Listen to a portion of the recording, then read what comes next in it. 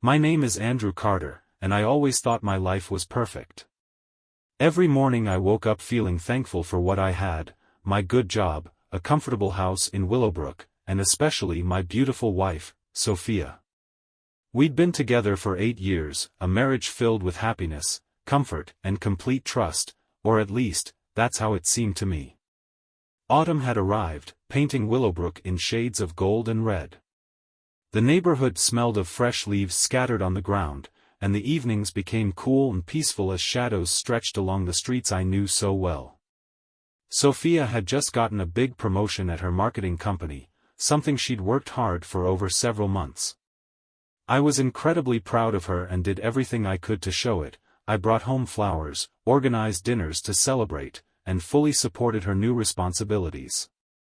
But soon after her promotion, something small began to change.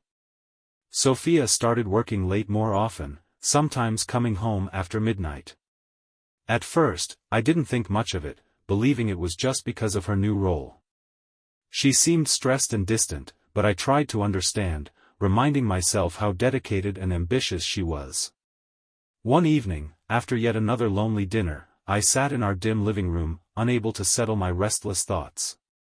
I picked up my phone and texted Sophia, just to see if everything was all right. An hour passed without any response. Staring at the silent phone, I felt an uneasy feeling deep inside me. I'd always trusted her completely, but now, doubt started creeping in. Around midnight, I heard Sophia's keys jingling quietly at the front door. I pretended to sleep on the couch, watching her shadow move slowly in the hallway. She moved carefully, as if she didn't want to disturb me. My heart started beating faster. She paused briefly at the bottom of the stairs, then slowly started climbing. "Sophia?" I finally said, unable to hide my nervousness any longer. She stopped suddenly, turning slowly toward me. Her face was hidden in shadows, but I sensed she was tense. "Hey," she answered softly. "I didn't want to wake you." "You're home really late again," I said gently but with clear concern. "Is everything all right?" She hesitated before answering.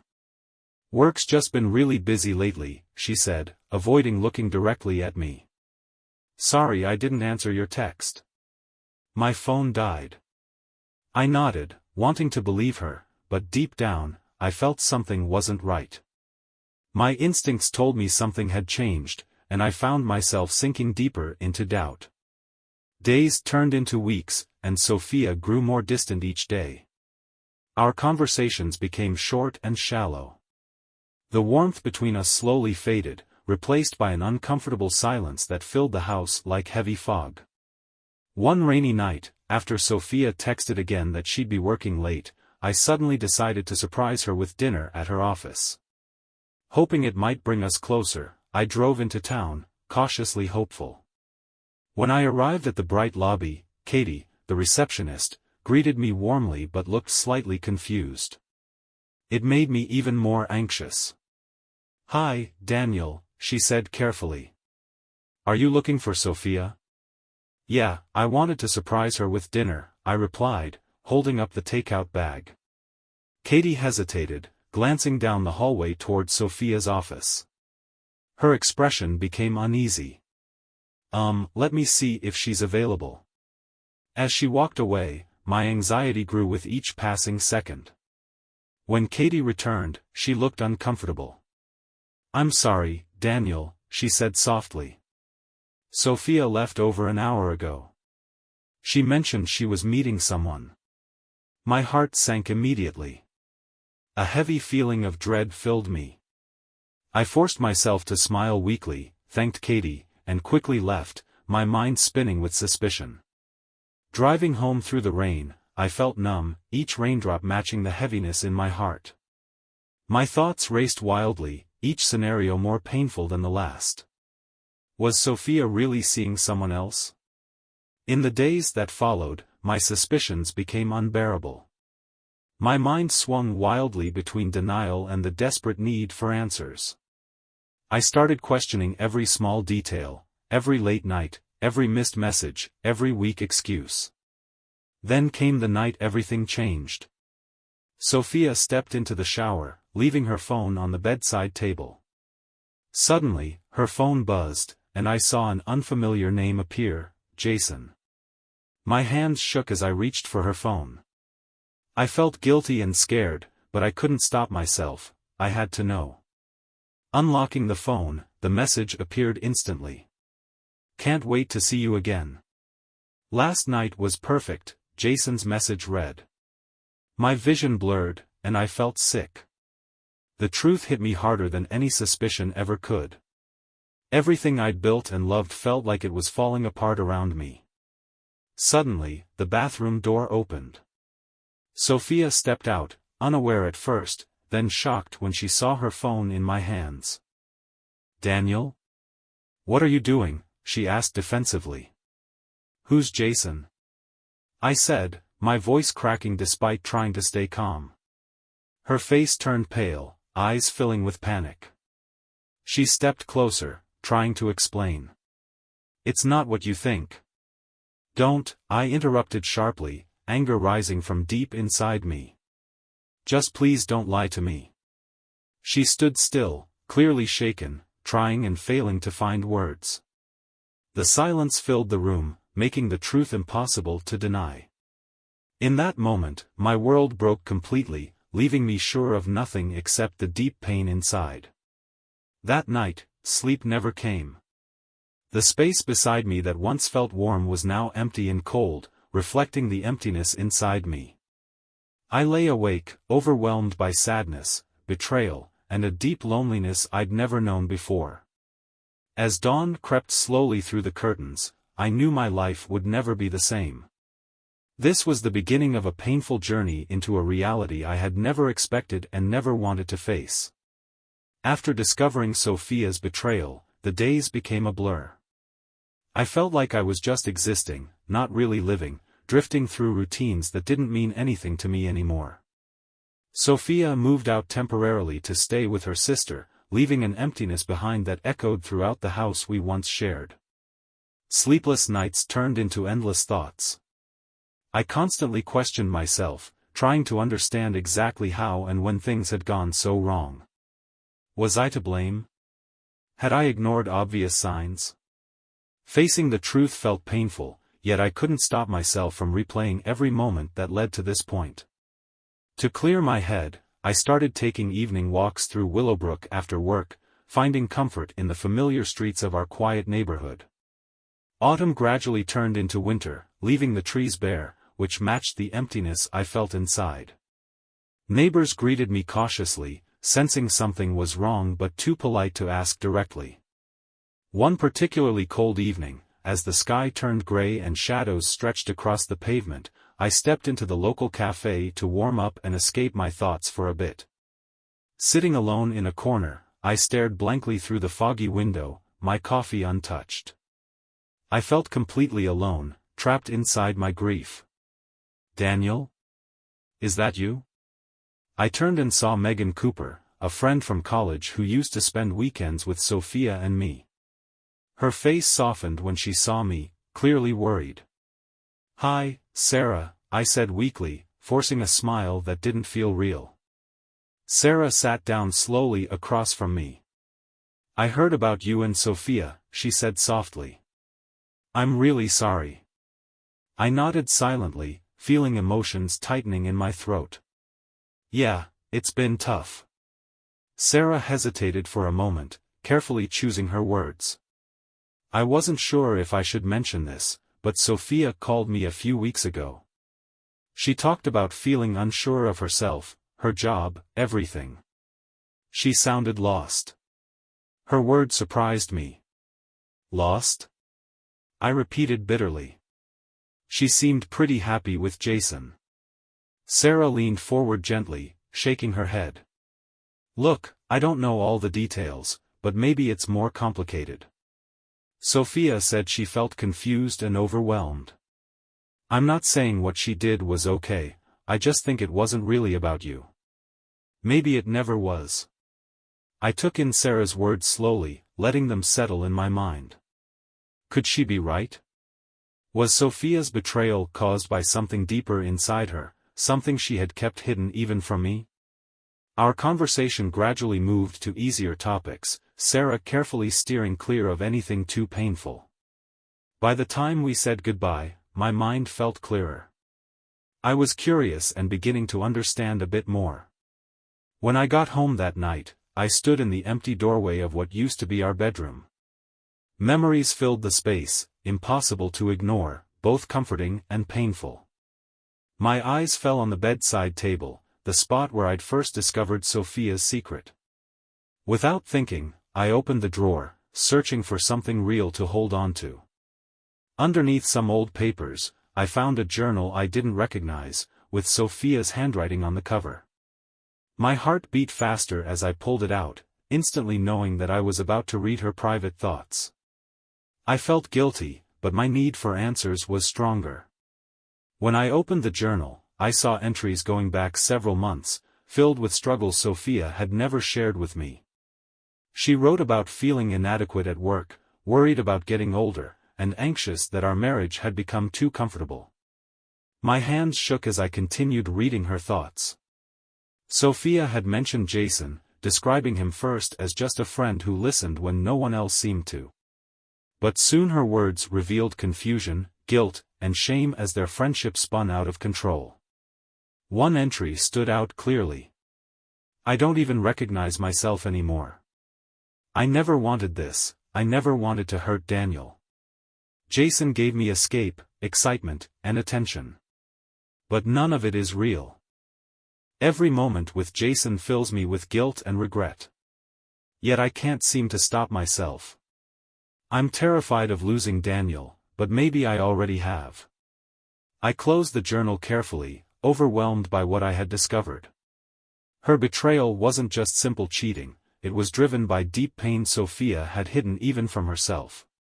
My anger softened a bit, replaced by confusion, sadness, and a new sense of understanding. The next day, I reached out to Sophia. We decided to meet in a small park near our old neighborhood, a neutral place free from painful memories. As Sophia approached, her shoulders looked heavy and her eyes avoided mine. Seeing her filled me with a confusing mix of sadness and love. We sat silently for a few awkward moments before Sophia finally spoke, her voice barely a whisper. I never wanted to hurt you, Daniel. I know, I answered quietly. I read your journal. Her eyes widened briefly, and she looked vulnerable. I never wanted you to see that. I'm glad I did, I admitted with a deep sigh. It doesn't make what happened okay, but it helps me understand a bit more. Tears filled Sophia's eyes. I was selfish. I was weak. I destroyed everything we built, and I'm so sorry. You deserved better. I felt a tightness in my chest. Maybe I deserved honesty from you, Sophia. But it sounds like you deserved honesty from yourself, too. Jason wasn't the real problem, just a symptom. She nodded slowly, tears quietly rolling down her face. I don't know how to make this right. I don't know if it can ever be fixed, I answered truthfully. But maybe we can at least understand what happened.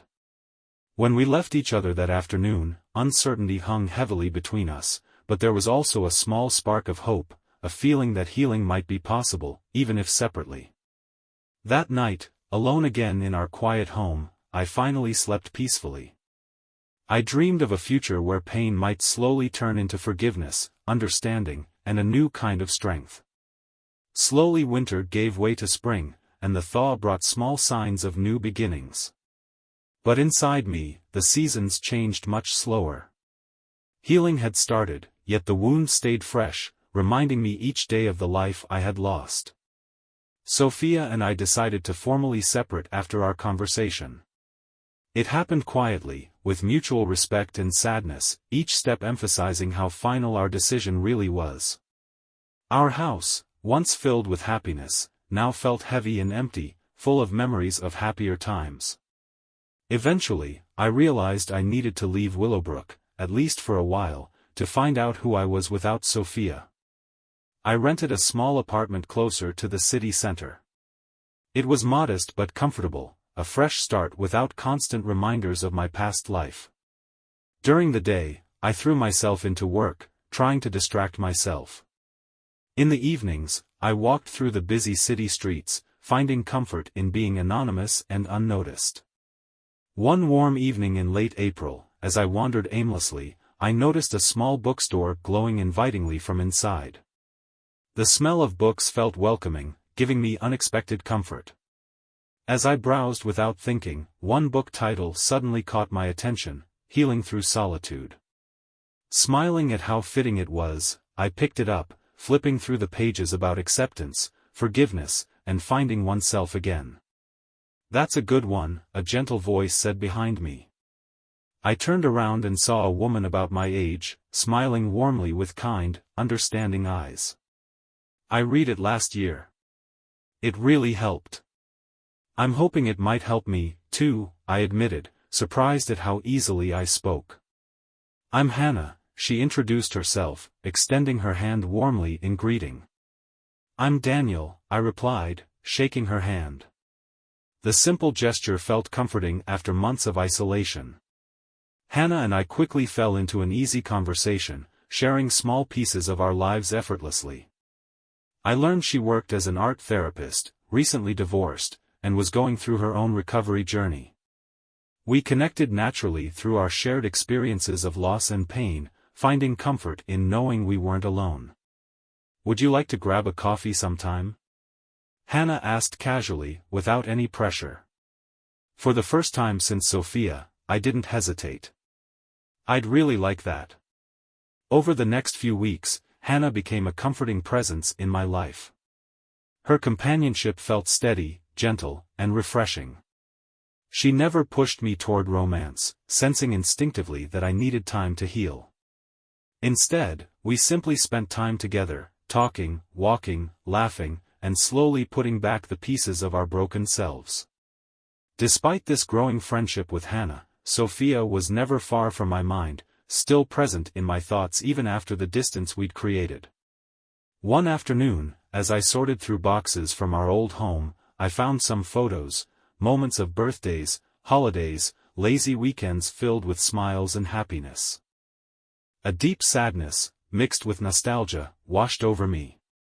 Impulsively, I picked up my phone and sent Sophia a simple message, "Hope you're well." Within a few minutes, she replied cautiously but genuinely, "I'm okay. How about you?" We shared short, polite messages, careful yet honest. It was clear we both carried the wounds from our past, yet beneath it all remained a bond formed from shared experiences. Weeks became months. Hannah's presence continued to bring comfort and strength to my life.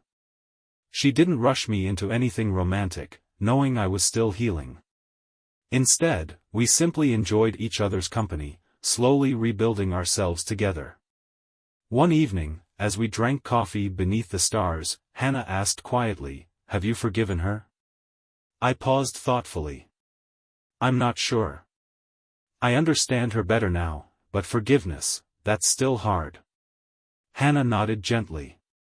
"Forgiveness isn't about saying what happened was okay. It's about letting go so you can finally be free." Her words deeply resonated with me. They captured something important I had been missing. Forgiveness wasn't about excusing Sophia, it was about releasing myself from pain and resentment. The following morning, I reached out again and asked Sophia if we could meet. We decided on the small park near our old neighborhood, a place linked to our shared past but neutral enough to feel safe. When Sophia arrived, I could immediately see the toll our separation had taken on her. Her eyes showed sadness, but also clarity from the months spent reflecting. At first, we sat quietly, adjusting to simply being in each other's presence again. "I'm so sorry for everything, Daniel," Sophia finally said softly, tears filling her eyes. "I wish things had been different." "I know," I replied gently. "I read your journal." She flinched slightly, surprised and vulnerable. "I never wanted you to find that." "I'm glad I did," I said honestly. It doesn't make what happened okay, but it helps me understand it better. Sophia's eyes filled further with tears. I was selfish. Weak. I betrayed everything we built together, and I'm truly sorry. You deserved better. My chest tightened painfully. Maybe I deserved honesty. But I think you also deserve to be honest with yourself. Jason wasn't the real issue, he was just a symptom. Sophia nodded slowly, tears rolling silently down her cheeks.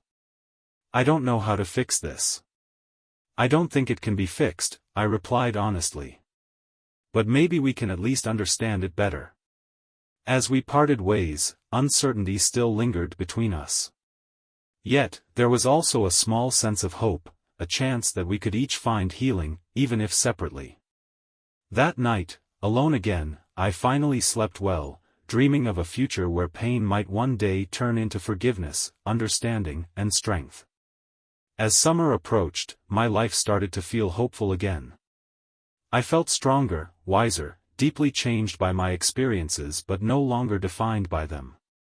Willowbrook would always hold important memories, both good and painful, but my future was now open and full of possibilities. Standing quietly one evening by the lake, watching the water sparkle softly in the sunset, I realized something important. My journey wasn't finished, but at last, I felt whole again. 2 years passed, and my life slowly settled into a calm and peaceful rhythm.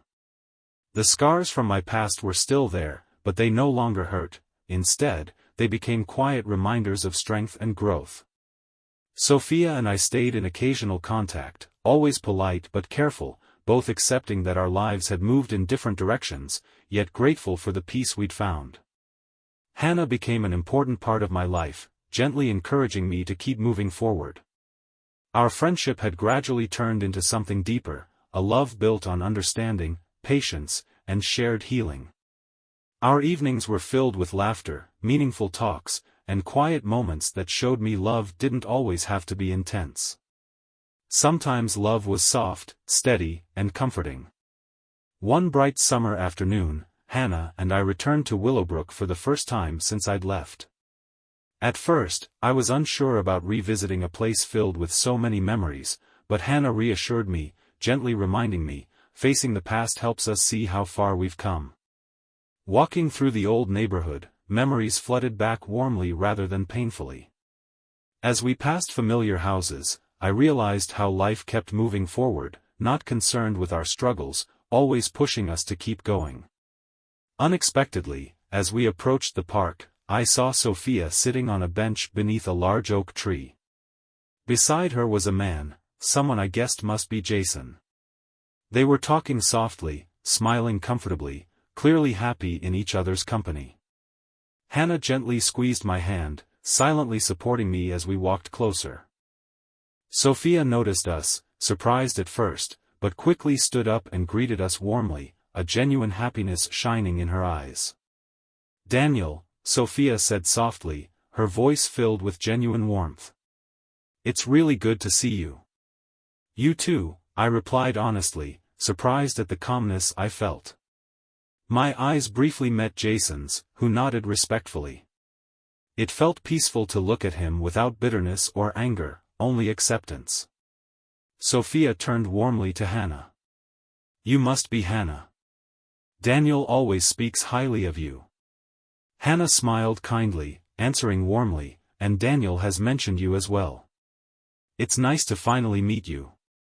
The moment felt surreal yet comforting, a clear sign that we had all healed on our separate journeys. Our brief conversation stayed respectful and light, mentioning work, the nice weather, and life's simple joys. As we said goodbye, Sophia paused for a moment, sincerity clear in her eyes. "I'm truly happy for you, Daniel." "I feel the same, Sophia," I replied gently. "You deserve happiness, too." Hannah and I continued our walk through Willowbrook, hand in hand. For the first time in years, my heart felt completely light and free.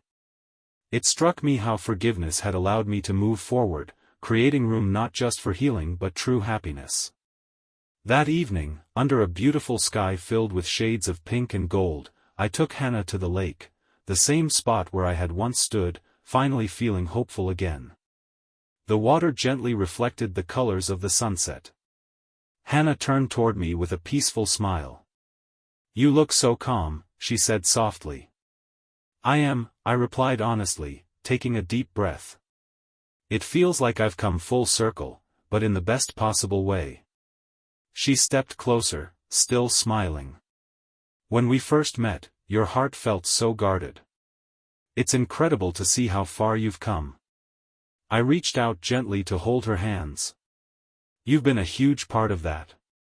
Hannah squeezed my hand softly, her eyes shining warmly.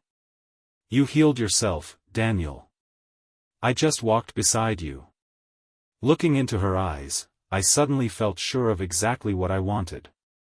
Without hesitating, I spoke the words I'd been quietly carrying in my heart. "Hannah, will you marry me?" Her eyes widened briefly with surprise, quickly replaced by pure joy. "Yes," she whispered confidently. "Absolutely yes." Our embrace was warm and easy, a natural result of patience, trust, and the journey we'd taken together. In that moment, everything felt perfectly still, honoring the long path we'd traveled. As night fell gently around us, we sat by the lake and talked about our future, a future neither of us had planned for, but deeply valued. We shared simple dreams, a cozy home filled with books, quiet mornings drinking coffee together, and perhaps even starting a family. In the following months, we had a small, private wedding under the soft light of late summer, surrounded only by our closest friends. Sophia even sent us a heartfelt note, wishing us genuine happiness and peace. Her gesture reminded us both that closure was real, allowing us all to gracefully move on. Life with Hannah was beautifully simple. There were ordinary days, peaceful nights, plenty of laughter, and sometimes moments of sadness, but through it all, we faced life together, anchored firmly in mutual understanding and respect. One crisp autumn evening, as I stood on the porch of our new home, watching Hannah gently tend to the small garden she'd planted, I thought back on the journey that had brought me here. Heartbreak had shattered my life, but from that pain, I'd emerged stronger, wiser, and kinder, shaped by patience, forgiveness, and courage. "Daniel," Hannah called softly, pulling me from my thoughts. Her eyes sparkled gently.